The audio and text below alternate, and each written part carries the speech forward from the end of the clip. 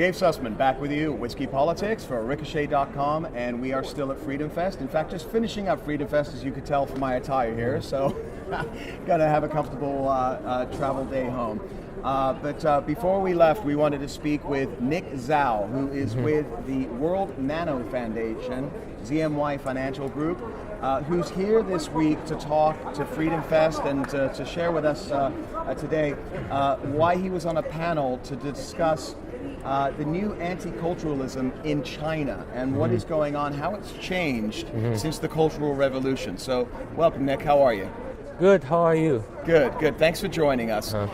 So tell us a little bit about the panel, what it was about, and what your perspective is. Okay. So yesterday I was on a panel and we discussed how China has changed since the Cultural Revolution in the 1970s.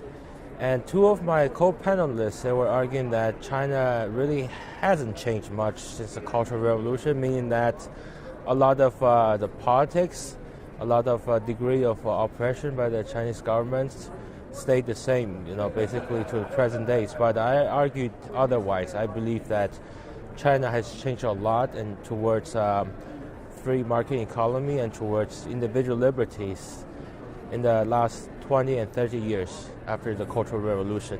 So I brought a different perspective.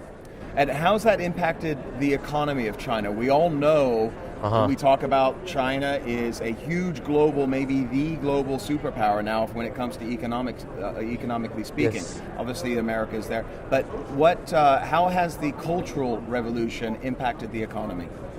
I believe, you mean how the Cultural Revolution impacted the economy? Yep.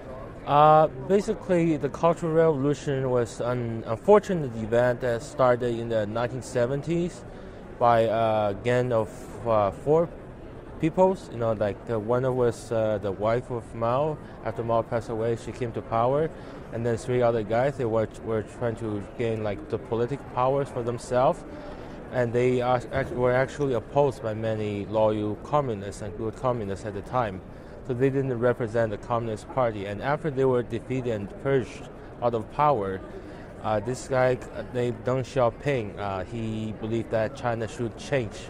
So in the 1980s, he opened up China to the Western world, right, and reformed China in many ways, and set up special economic zones, and where China began to model its economy after Hong Kong and other successful Asian countries. So after 20 years, China has basically changed a lot from the Cultural Revolution. You look back in history and you go back to the 1970s with Richard Nixon and how it was so controversial for him to go to China. Okay, right? Yeah, at the time. And now you take a look 40, almost 50 years later, the impact of opening up China to the world, the marketplace of the world. Is that something that you see it started right about that time? You mean when Nixon visited China? Yes. I think so. I think it definitely had a big influence because that was one of the most notable events in that decade. Like when Nixon visited China, nobody believed it was going to be successful, but it was pretty successful. Yeah. It was Kissinger's. And now we have President Trump. Okay, who's met with the Chinese president in Florida, and what is the feeling from within China about the new bilateral relationship with America under President Trump? You mean the feeling from the general population of China, or from the Chinese government?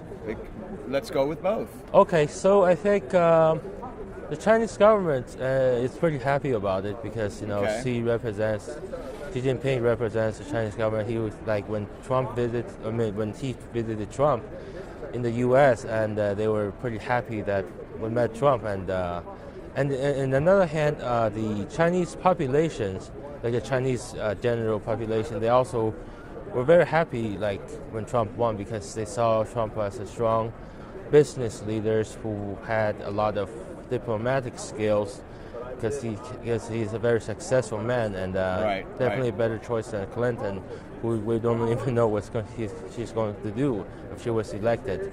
So they were very happy about the meeting with Trump. And One of the like that, greatest so. geopolitical threats in that region right now is North Korea. Yes. And China, a few months ago, was saying that they are going to provide some form of pressure Yes. on North Korea. Uh-huh. That has yet to be seen. What is the feeling right now from a Chinese perspective about North Korea? I know North Korea's defectors heading into China is not something that they want. So is there a feeling of concern regarding North Korea and their testing of ballistic missiles and Like the by saber the rattling? Chinese, like how Chinese people in general like feel Well, about how does North the Korea? Chinese government look at this? I guess my question is: are they going to crack down? Or are they going to still be providing the economic support that they're providing for North Korea? This is the only way North Korea is surviving, correct? This is very complicated because China has indeed been ally with North Korea, at least since the Korean War. But and China has been have a strong, like at least North Korea is strongly dependent on Chinese imports. Yes, very much so. So Yeah. you have a lot of leverage, right? Yeah, you have a lot of leverage. So basically, if China says we're going to sanction you, and then then North Korea then would be really, out of the picture, So why aren't they not doing it? Well, because first of all, China has maintained very close relationship with North Korea because Right. like they are diplomatical allies. Has been that way since the 1950s. But this new president Xi Jinping, he also sees the problem with North Korea, especially when he tries to create stronger tie with the U.S. Yes. And he understands that there's something needs to be done with North Korea because North Korea is really doing something that's endangering not only East Asia but perhaps like North America as well. Yeah. So he's definitely trying to do something about it, but I'm not sure what is going to happen. But I'm curious because everybody wants peace. Yes. Especially in that region of the world. Yes. Okay, where you have a threat in the way of Kim Jong Un lobbing missiles up in the air into the Japan Sea. Yeah. Japan is concerned. South Korea, obviously, right on the border, is concerned. Yes. China, Russia, they all share the borders. Okay, does China have the ability to impact peacemaking? Definitely, yes. If China says, go to Kim Jong Un and says, you know what, you got to change the way you are, and otherwise we're going to put a sanction. We're not going to have any kind of relationship anymore that we had. Then I think that would be tremendous pressure on the North Korean regime.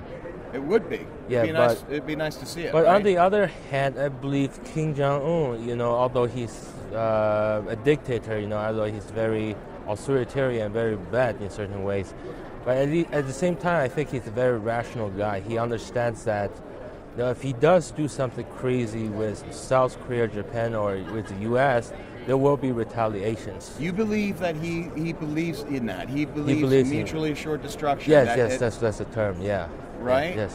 Why do we not see that in the media and the reporting that's out there right now? Everybody's saying that the man is crazy, he's psychotic. I believe there's some misrepresentation. I believe You do? on one hand he might seem crazy, with launching the missile, but but on the other hand, I believe there's some rationalities to that guy. I don't think he will do anything to assure mutually assured destruction. Right. Yeah. Right. Okay. Because he has fears. He's scared when, for example, when there's news that someone might want to assassinate him. It seems like his reaction was really scared about that. Well, we'll see. We'll see what happens. There's definitely a lot of people within North Korea that are very scared of him as well. So, somebody trying to take him down from within might not be the most effective way to go. Yeah. What is your, my last question for you is this. Sure. When we talk about bilateral relations with China and the United States, the two biggest economies in the world. Yes, number one, number two. Right. What do you predict for the future between these two countries, and as far as how it impacts their economies working together? You've got, and the reason I'm asking you is during the campaign, you had Trump talking about them being a currency manipulator and all of these different issues. So when it comes to trade, what are we looking at? What are you predicting for the future?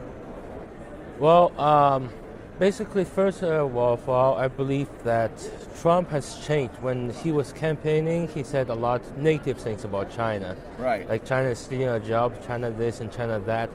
But after he got elected, especially after he studied China more closely and after he met the president of China, I believe his perspective on China has significantly changed. And nowadays you almost never hear from the president about that saying negative things about China anymore. It's right. So I think say maybe in 4 years into his terms, that there will be a much better relationship between Trump and Xi, and which means there will be much better relationships between the U.S. and China. So I'm pretty optimistic about it. I think so long as China and U.S. as the top two economies, top two superpowers in the world can work together, we can be a lot of influence to the world, and stuff like North Korea and other crises can be resolved, like through joint effort between China and the U.S. I see a lot of markets that have been just continuing to opening up. I mean, Yes. There's not a movie now that is made in Hollywood that they don't have their eye on China as a marketplace, right? Okay. As far as the movie goers, Okay. they're making movies right now in the United States, understanding that they have to make sure that it's going to work in China as well. Okay, yeah. Right, the movie studios. And Okay. it goes back to what you're talking about with the cultural questions, right? Yes. And so Hollywood, entertainment, music, Okay. the arts, Okay. right? Do you see more of a cross-connect as the economy works together? You mean for example, there will be more movies played in China, Yeah. From the U.S. and possibly also Is that's Chinese happening movie now, right? made in China, like they play in the U.S. too, like it's I don't cultural know. exchange. I mean, a lot of Chinese money's coming into Hollywood. I've got friends that are in the industry, and they have to raise money, and a lot of that money is now coming from Chinese studios or Chinese groups. Yes. I think so. I think there'll definitely be a lot more cultural exchange as a result of stronger economics and the diplomatic relationship between the two countries. Yeah, definitely. Right. Yeah. Good. So. Well, Nick, very interesting. And the World Nano Foundation, tell me the website address for people to come and check you guys out. Okay, so the website is www.worldnano, Nano is NANO, foundation.com, and you can also reach me at ZMY, Z as in zebra, M and Y Financial Group at yahoo.com. Very good. Greatly appreciate taking the time, and thank you for participating in the panel here at Freedom Fest. And folks, if you like what you heard, continue to follow us at whiskeypolitics.net. You can find us on all social media as well, and of course, download our latest podcast on YouTube, iTunes, Stitcher, Google Play, and if you subscribe, please make sure you give us a 5-star rating so others can find us as well. I'm Dave Sussman. I'll be back here again soon. And again, special thanks to Nick Zhao, and we'll be talking to you again soon. Take care. Bye-bye.